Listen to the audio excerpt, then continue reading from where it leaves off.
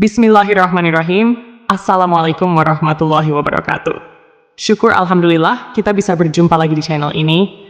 Sholawat dan salam selalu dan tetap tercurahkan kepada junjungan kita Nabi besar Muhammad Shallallahu Alaihi Wasallam. Allahumma sholli ala Sayyidina Muhammad. Harapan dan doa saya, semoga saudaraku semuanya selalu diberikan kesehatan, dilapangkan rezekinya, diampuni dosa-dosanya, dan dipanjangkan umurnya. Amin ya Rabbal Alamin. Sahabat beriman yang dirahmati Allah, dalam 5 rukun Islam, salat adalah rukun pertama yang wajib dikerjakan.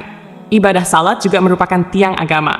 Salat adalah kewajiban bagi setiap umat Islam sebagai bukti kecintaan kita kepada Allah. Ada 5 waktu salat wajib yang tidak boleh ditinggalkan, yaitu salat subuh, zuhur, asar, maghrib, dan isya.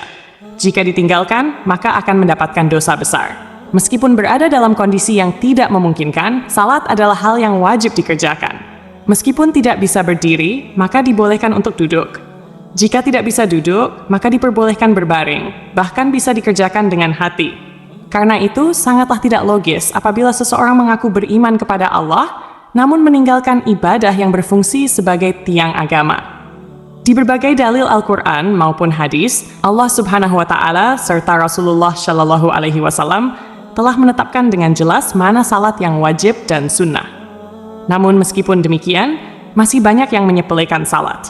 Rasulullah Shallallahu Alaihi Wasallam bersabda, "Inti dari segala perkara adalah agama Islam, dan tiang penopangnya adalah salat." Hadits riwayat Tirmidzi. Meskipun salat merupakan tiang agama, namun bagi segelintir muslim saat ini, kedudukan tersebut kerap kali dianggap enteng. Alhasil, salat yang seharusnya mampu mendatangkan pujian dari Allah justru berubah menjadi ibadah yang sangat dibenci oleh Allah dan Rasul-Nya. Bagaimana tidak, esensi utama dalam salat adalah mencari ketenangan dan kekhusyukan. Mengerjakan salat harus dengan ketenangan dan kekhusyukan, atau yang biasa disebut dengan tumakninah. Salat tanpa tumakninah bisa menghilangkan ruh dari salat itu sendiri. Parahnya, salat yang seperti cacing kepanasan atau terburu-buru tanpa menyertai tumakninah sering terjadi di sekitar kita.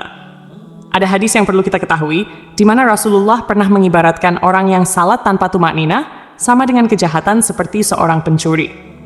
Rasulullah Shallallahu Alaihi Wasallam bersabda, "Sejahat-jahat pencuri adalah orang yang mencuri dari salatnya." Para sahabat bertanya, "Wahai Rasulullah, bagaimana dia mencuri dari salatnya?" Beliau menjawab, "Orang yang tidak menyempurnakan rukuk dan sujudnya." Hadits riwayat Ahmad. Kondisi yang dijelaskan dari hadis ini ternyata berangkat dari pengalaman Rasulullah bersama para sahabat. Hari itu, setelah Rasul selesai salat berjamaah, tiba-tiba seorang laki-laki masuk ke dalam masjid dan langsung mengerjakan salat sendirian. Anehnya, ketika salat, laki-laki itu melakukan gerakan rukuk dan sujud tanpa disertai jeda. Melihat hal itu, Rasulullah kemudian berkata di hadapan sahabatnya, "Apakah kalian menyaksikan gerakan salat laki-laki tersebut? Barang siapa yang semasa hidup melakukan salat seperti itu, maka dia meninggal tidak dalam keadaan Islam." Tak berhenti sampai di situ, di hadapan para sahabatnya, Rasul juga mengatakan bahwa model ibadah seperti itu ibarat burung gagak yang sedang mematuk darah, atau seperti orang lapar yang hanya makan sebutir atau 2 butir biji kurma tanpa pernah merasakan kekenyangan. Dalam buku Agar Sholatmu Makin Khusyuk, karya Syekh Muhammad Sholeh Al-Munajid, dijelaskan bahwa salah satu dosa orang yang mengerjakan salat adalah tidak memperhatikan rukun salat, yaitu tumakninah. Memang, tidak ada yang bisa menyangkal bahwa perkara diterima atau tidaknya suatu amalan hanyalah ketentuan Allah Subhanahu wa Ta'ala. Tetapi, sebagai umat Muslim, kita juga harus mengetahui bahwa ibadah-ibadah yang telah ditetapkan rukunnya tak bisa diubah atau dilanggar. Oleh sebab itu, dalam salat pun tidak boleh sembarangan menunaikannya. Ada cara dan tuntunan yang harus sesuai dengan ajaran Nabi Muhammad Shallallahu Alaihi Wasallam. Dalam suatu hadis, Rasulullah Shallallahu Alaihi Wasallam bersabda, "Sesungguhnya, pertama kali yang dihisab atau diminta pertanggungjawaban dari segenap amalan seorang hamba di hari kiamat kelak adalah salatnya. Bila salatnya baik, maka beruntunglah dia. Namun, bila mana salatnya rusak, sungguh kerugian akan menimpanya." Rajin menjalankan salat tentu merupakan hal yang sangat baik dan mulia, namun tidak serta-merta menjamin seseorang menjadi hamba yang dekat dengan Allah Subhanahu wa Ta'ala. Lalu, Siapakah orang-orang yang rajin salat, namun justru jauh dari Allah? Dan seperti apa ciri-cirinya? 1. Orang yang lalai dalam salat. Sekalipun salat merupakan tiang agama, ternyata ada jenis salat yang sangat dibenci oleh Allah, yaitu salat yang dikerjakan dengan lalai. Pada hari kiamat nanti, ada banyak orang yang membawa salatnya kepada Allah, lalu salat mereka dilipat-lipat seperti pakaian yang kumal, kemudian dilemparkan ke wajah mereka. Allah tidak menerima salatnya. Bahkan ada yang celaka dengan salatnya, sebagaimana firman Allah dalam surah Al-Ma'un ayat 45. Maka celakalah bagi orang-orang yang salat, yaitu orang-orang yang melalaikan salatnya.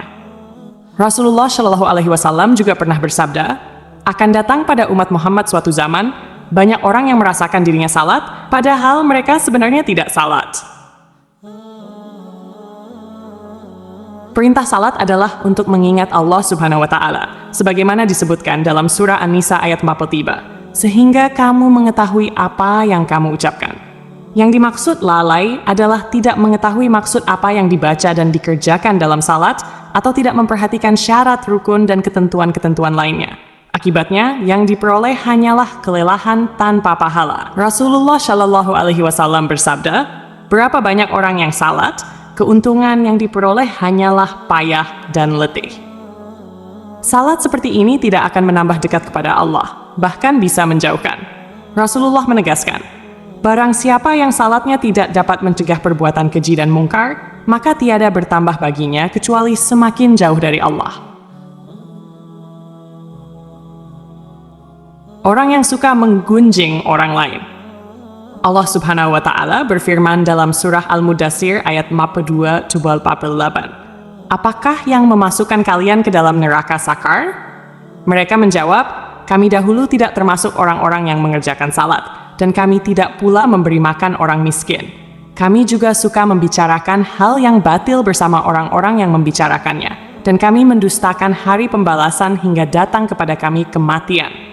Dalam ayat ini, salah satu penyebab seseorang masuk neraka adalah suka membicarakan kejelekan orang lain. Orang yang salat, namun suka membicarakan aib orang lain, akan ditempatkan di neraka sakar. Allah melarang perbuatan ini, sebagaimana firman-Nya dalam surah Al-Hujurat ayat 12. Wahai orang-orang yang beriman, jauhilah banyak dari prasangka, karena sebagian prasangka itu dosa. Janganlah mencari-cari kesalahan orang lain, dan janganlah menggunjing satu sama lain. Adakah seseorang di antara kalian yang suka memakan daging saudaranya yang sudah mati? Maka tentulah kalian merasa jijik kepadanya. Bertakwalah kepada Allah, sesungguhnya Allah Maha Penerima Taubat lagi Maha Penyayang. 3. Orang yang acuh pada sesama. Allah Subhanahu wa Ta'ala berfirman, sesungguhnya aku hanya akan menerima salat orang-orang yang merendahkan dirinya karena kebesaranku, menahan dirinya dari hawa nafsu karena aku, dan mengisi sebagian waktu mereka untuk mengingatku. Orang yang acuh pada sesama, tidak peduli terhadap kebutuhan orang lain, atau hanya fokus pada dirinya sendiri, menunjukkan bahwa esensi salat belum diterapkan dalam kehidupannya. Salat seharusnya mendidik manusia untuk lebih peduli, merendah hati, dan berbuat kebaikan kepada sesama. Siangnya untuk berzikir kepadaku, melazimkan hatinya untuk takut kepadaku, tidak sombong terhadap makhlukku, memberikan makan kepada orang yang lapar, memberikan pakaian kepada orang yang telanjang, menyayangi orang yang terkena musibah, serta memberikan perlindungan kepada orang yang terasing. Kelak, cahaya orang itu akan bersinar seperti cahaya matahari. Aku akan berikan cahaya ketika dia dalam kegelapan, aku akan berikan ilmu ketika dia tidak tahu. Aku akan lindungi dia dengan kebesaranku, dan aku akan suruh malaikat menjaga dirinya. Jika dia berdoa kepadaku, aku akan segera menjawabnya. Dan jika dia meminta kepadaku, aku akan segera memenuhi permintaannya. Perumpamaannya di hadapanku adalah seperti perumpamaan surga Firdaus. Dalam hadis yang lain, Rasulullah Shallallahu Alaihi Wasallam menyebutkan bahwa salah satu cara mendekatkan diri kepada Allah adalah bersifat dermawan dan senang membantu orang lain, terutama kepada mereka yang sedang kesulitan. Rasulullah Shallallahu Alaihi Wasallam bersabda, orang yang dermawan dekat dengan Allah, dekat dengan manusia, dan dekat dengan surga. Sedangkan orang yang bakhil atau pelit jauh dari Allah, jauh dari manusia, dan dekat dengan neraka. Orang yang dermawan, insya Allah, akan menemukan kenikmatan di dalam salatnya. Ia akan memperoleh kenikmatan tersebut karena dijaga oleh para malaikat, diberi cahaya dalam kegelapan, dan diberi ilmu secara langsung oleh Allah yang masuk ke dalam hati sanubarinya. Orang yang ria. Sebab pertama yang mampu menjerumuskan seorang ahli ibadah sehingga mendapatkan azab, bahkan menjadi penghuni neraka, adalah sifat ria.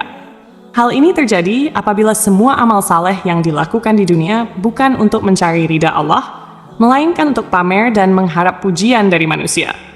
Allah Subhanahu wa Ta'ala berfirman, "Sesungguhnya orang-orang munafik itu menipu Allah, dan Allah akan membalas tipuan mereka.